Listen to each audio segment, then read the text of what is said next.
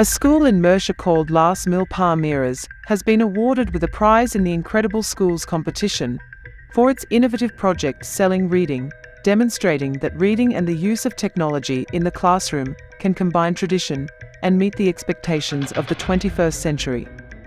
We investigate what makes this school and project so special. I'm Mary and this is Exploring the Frontiers, Spain, Murcia. The project is entitled Selling Reading, is aimed at children in the third cycle of primary education. The teachers in charge tell us about it. The project was created in accordance with the Decree 209/2022, which establishes the primary education curriculum. We worked with general objectives, such as knowing and using the Spanish language and developing reading habits, introducing basic technological transversal elements with a critical spirit for the construction of audiovisual proposals, establishing attitudes of creativity in learning, but also with specific competences of the Spanish language and literature curriculum and basic knowledge. The development of the textual typologies of narration and argumentation, oral and written production and written comprehension are key, as well as media and information literacy, and all the content related to literary education. Linked to this subject is the reinforcement of linguistic communication competence, which tried to fill in the cracks of the main subject. The Centre follows the educational framework ACAD, Activity-Centered Analysis and Design, to prepare the activities, and this project is not an exception. Starting with the set design, the activity is carried out both at home and in class by the 5th grade class, which has 20 students. It will last 1 month and will introduce the ICT tools Google Docs, Blogger, Gitmind, Audacity, and SoundCloud. Going into epistemic design, the activity is divided into 3 parts. The first part consists of reading a book of choice, the options for which can be found on the blog of the language subject. After reading the book, each child will create a review in Google Docs following the outline explained in class. After correction, it will be uploaded to the blog so that their classmates can read it, make comments, and decide what their next reading will be. In this review, a diagram with the main elements of the narration of this specific reading will be introduced, which will be done with the Gitmind tool.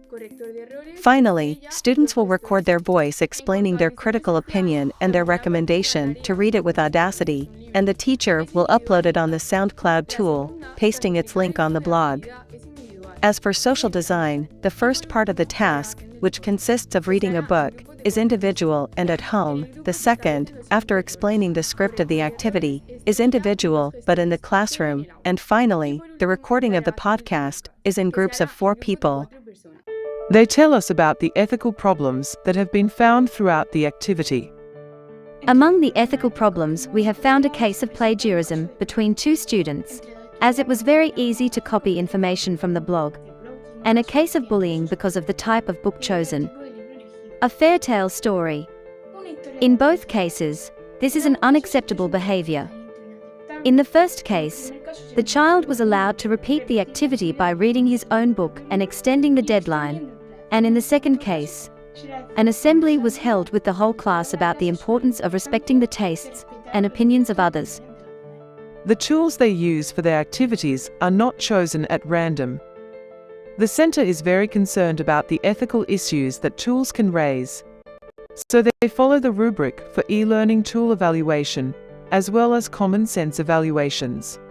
In the case of SoundCloud's policies, it clearly states that the service is not to be used by anyone under the age of 13. The reason why the upload to this platform is done by the teacher in charge and no personal information of the student is displayed within the podcast. Audacity, on the contrary, even allows children to use it without internet connection. However, it does not have an app and can only be used via a laptop. For this reason, the podcast recording activity is done in the classroom, with the computers at their disposal and without internet connection problems. Finally, both Blogger and Gitmind are only available if providing users information by creating an account.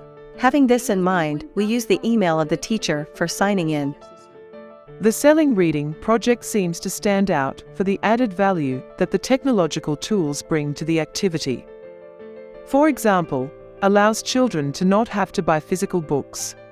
As it is in PDF format on the class blog, children do not have to buy a physical book or worry about returning it to the library. The children can also interact with their classmates on the blog and find out what their next reading will be, just as the blog is available at all times. The podcast done with Audacity and uploaded to SoundCloud is intended to be an easy way for pupils, without reading the boring part of the assignment, to go directly to their peers' opinion about the book. In this way, the habit of reading is achieved through a fun approach to reading. Guided by Bloom's taxonomy, the technology allows students to apply classroom knowledge with the narrative element schema created in GitMind and create new content of a personal nature in Blogger. The evaluation rubric is constructed following the general and specific goals of the subject, but the evaluation is not filled out coldly, as it tends to score motivation and effort, as we wanted the pupils to feel that reading is fun and not an obligation, as the tutor says. In this center, students are aimed to create their own personal learning environment, and this project aims to expand it. According to Aidlan Costañeda, PLE is a combination of tools, sources of information, connections, personal learning network, activities that a person uses regularly to learn. The principal tool for the access to information is the blog of the subject, but also the students are free to search critically for the best sources on their laptops to do the book review. Talking about the creation and modification of the information, there are several, such as Google Docs, Audacity, or GitMind, and about sharing and recreating information, Blogger and SoundCloud are ideal. In addition to the innovative project, CEIP Las Mil Palmeras, even though it is a public school, finds the constant training of its teaching staff essential. We found a member of the teaching staff creating his own PLE, in which he brings together the 5 key elements of the course. Yes, we make an annual PLE that contains, firstly, a portion of sharing and recreating information with my personal learning network. I have chosen the tool Padlet, which has allowed me to create a wall and share creations with my classmates and be inspired by them. I think is a safe tool in terms of user privacy and activity. As an element that both shares and modifies and creates information, I have chosen graphic storytelling as a format for conveying information in an original, more visual, and educational way. Although we use the technique of graphic storytelling through technological tools, this technique allows for the simplest of creations using paper and colored pencils. As an app for creating, modifying, and editing information, the most interesting tool is Excel, for its ability to turn data into graphics, numbers into real stories. Excel can be used without internet connection due to the downloadable desktop app, and it's very safe in terms of data management and author privacy. Within the category of accessing and decoding media information, but also modifying the information, I have chosen Google Forms as a way for children to obtain information that helps them complete a task and then turn it into something tangible. I would not have realized the capabilities of this tool if we had not needed to repeat the form on our own in Task 9. Finally, the idea of computational thinking is the previous ability that allows an effective and efficient access to information and work with it. But it doesn't stop there, because in its programming we find the digital framework Dicampidu. We ask them which elements make it important. I consider digital continuous professional development to be key. I am talking about the continuous process of learning and updating a teacher's skills autonomously through the use of digital tools and sources of information. In this course, I have learned to use many digital tools for the same purpose, which provides other ways of seeing the same information, such as Wix, Blogger, or Google Sites, to track the group's progress. The ways of sharing with the public have also helped in this process, having done speed learning, Pecha format, or graphic storytelling.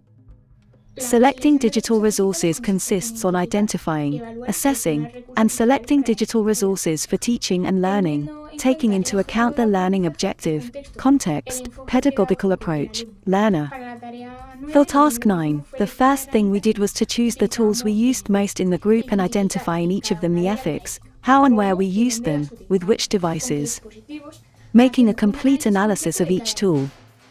Thanks to this reflection, a teacher can realize which applications they should not use because they are harmful to students or which applications, despite not being reliable, they will continue to use but now in a conscious way. Also, the element of information and media literacy is especially important. It consists of teaching students to search, organize, analyze, and interpret information in digital environments and to critically evaluate the credibility and reliability of information and its sources. Regarding this topic, the DALI framework we have studied is key, which is divided into 3 elements: understanding data, acting on data, and engaging through data, and cross-cutting ethics privacy. DALI games, such as Protect Your Data, were very fun. We learn about data literacy, and now I think twice before using technology. Improving society is everyone's business. Here ends Exploring the Frontiers, where we dissect stories of a life without limits. More next week.